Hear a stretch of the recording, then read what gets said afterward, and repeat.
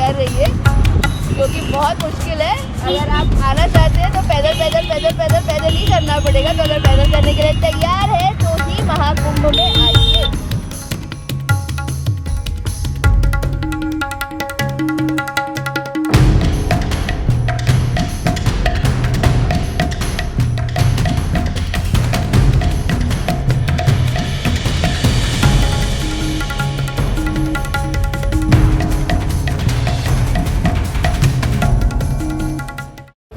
हम बोल रहे थे कि कभी सर्दी और कभी गर्मी, ये प्रभु के नज़ारे हैं। और बेटा प्यास उनको भी लगा करती है जो लोग रहते दरिया के किनारे हैं। हर हर शंकर, जय जय शंकर। आप देख रहे हैं बूम बोले डिजिटल। मैं हूँ Bhavna and yes I am back in Kumbh 2025। मेरे साथ हैं बाबा जी, आइए उनसे मिलते हैं और बहुत सारी ज्ञान की बातें करते हैं। बाबा जी पहले तो अपना नाम बता दीजिए और आप कहाँ से हैं? बेटा हमारा नाम है महंत अशोक गिरी और हम उत्तर प्रदेश के रहने वाले हैं। और बेटा हम एक सनातनीय हैं और हम ये चाहते हैं कि ये जो एक कुंभ मेला लगा हुआ है, ये कुंभ मेला बेटा 12 वर्ष में एक बार आता है। और इस मेले में बेटा हम चाहते हैं कि हमारे सनातनीय, हमारे हिंदू भाई सभी लोगों को आना चाहिए, क्योंकि ये जो कुंभ मेला होता है बेटा, ये हमारे हिंदू धर्म का एक प्रतीक होता है और हमारे सनातन का प्रतीक होता है। और बेटा हमारे हिंदू की एक आस्था होती है।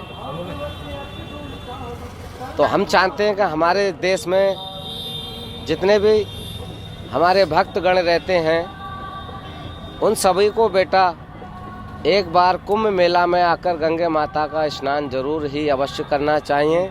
और ये सारी दुनिया जानती है कि संत जो भी भजन करते हैं वो जगत कल्याण के लिए करते हैं। जो भी बेटा आरती संध्या किया करते हैं, ईश्वर से चिंतन किया करते हैं, तो केवल बेटा अपने जगत कल्याण के लिए किया करते हैं।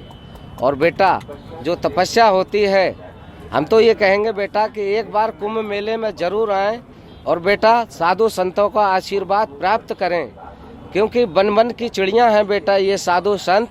कोई नहीं जानता है कि कौन सा साधु कहां से आता है। और बेटा जब कुंभ मेला का स्नान हो जाता है तो कौन सा साधु कहां अपनी धुनी में रम जाता है।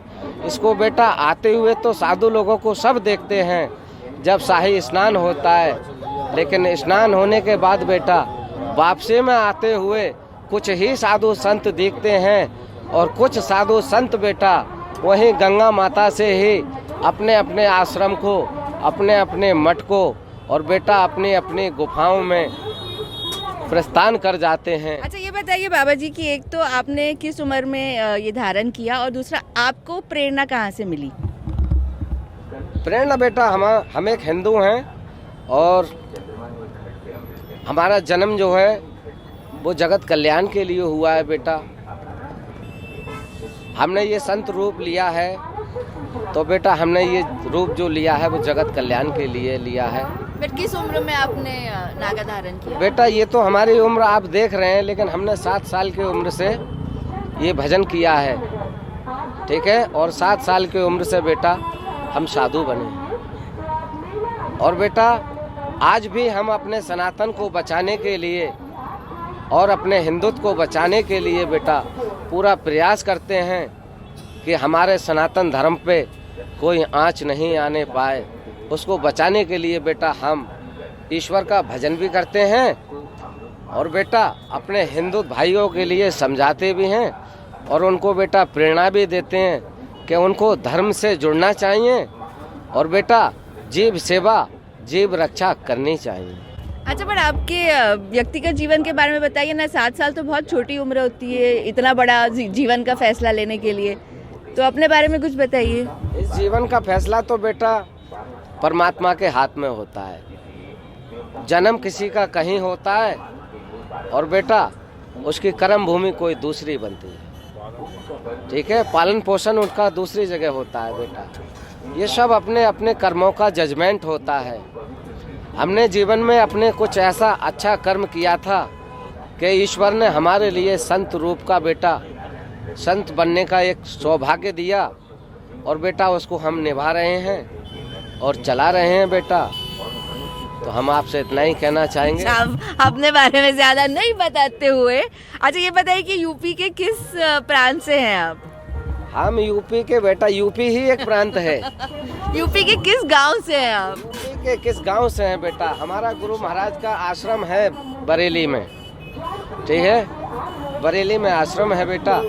और हम अपने गुरु महाराज की सानिध में, उनके चरणों में उनकी सेवा किया करते हैं। और आज हम जो भी हैं बेटा, वो अपने गुरु महाराज की प्रेरणा से और उनके आशीर्वाद से आज हम इस गद्दी पर बैठे हुए हैं। तो हमारे ऊपर बेटा हमारे गुरु महाराज का हाथ है, और सबके जीवन में बेटा किसी न किसी का सहयोग होता है, तभी उसको उसकी मंजिल मिला करती है। और गुरु तो बेटा एक जीवन में ऐसे होते हैं जिसके जीवन में बेटा गुरु धारण हो जाए, और जो व्यक्ति गुरु धारण कर ले उसके जीवन में बेटा कभी भी अमंगल नहीं होता है। और भगवान से एक दिन वो गुरु महाराज मिला देते हैं, ठीक है, क्योंकि एक संसार में बेटा एक गुरु ही ऐसे हैं जो ईश्वर से मिलने का मार्गदर्शन कराते हैं और बेटा वहाँ तक पहुँचा देते।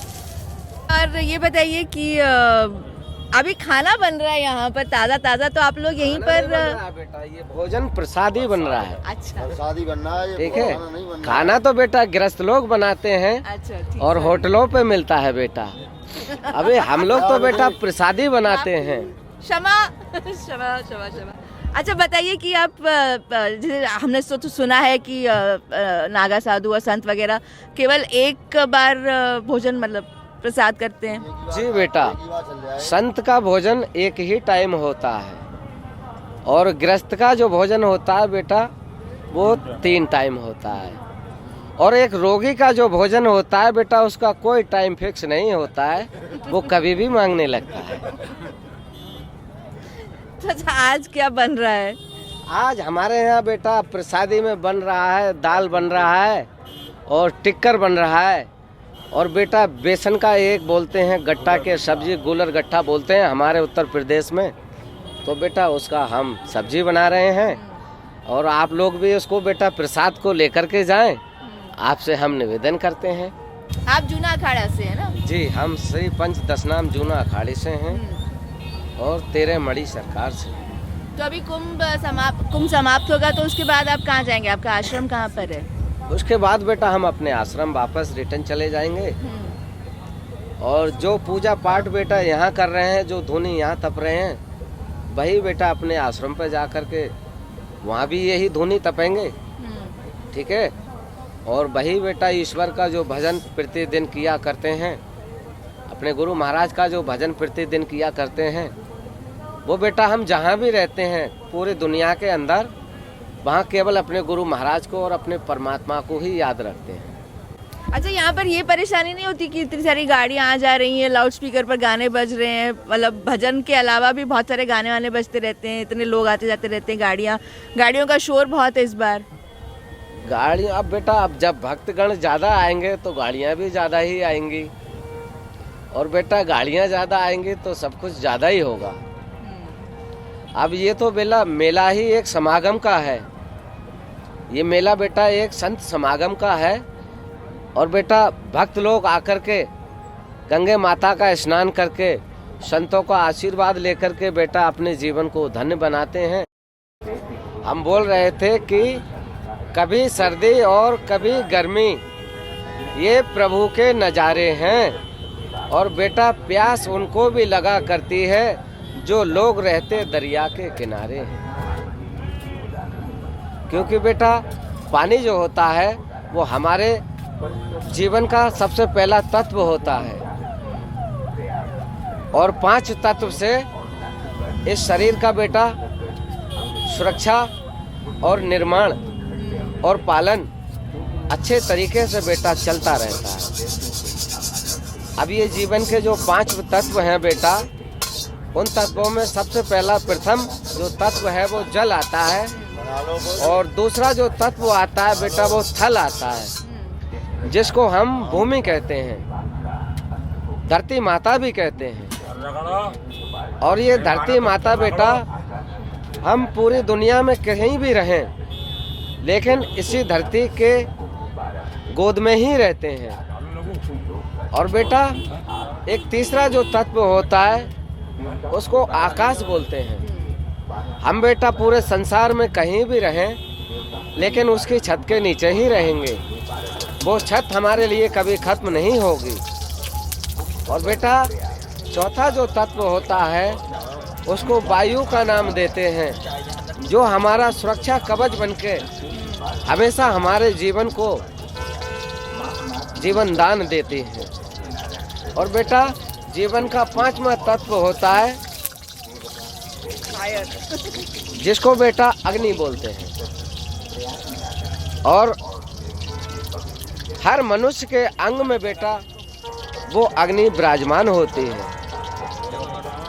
ठीक है बेटा, तो हम आपको ये बता रहे हैं कि ये 5 तत्व हमारा जो शरीर का जो निर्माण चलता है। तो बेटा इस शरीर को पाने के बाद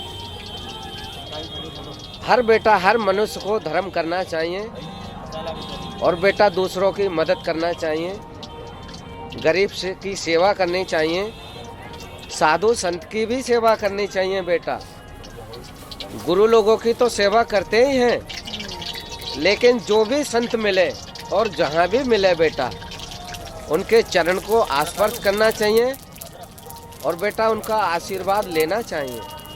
क्योंकि पता नहीं है बेटा इस दुनिया के अंदर भगवान हमको किस मोड़ पे दर्शन देने के लिए आ जाते हैं बेटा। चलिए इसी बात पे मेरे को आशीर्वाद दे दीजिए। जय भगवान भोलेनाथ गुरु महाराज, सर्व मंगल हो। आशीर्वाद है बेटा, गंगे माता तेरी इच्छा को पूरा करें, हमारा आशीर्वाद है। आप भी आशीर्वाद देना चाहते हैं नागा साधुओं का तो जरूर आइए प्रयागराज के कुंभ में। हम तो आपसे मिलते रहेंगे और बहुत सारे नागा साधुओं से बातें करनी है। So keep watching. हर हर महादेव, हर हर महादेव, हर।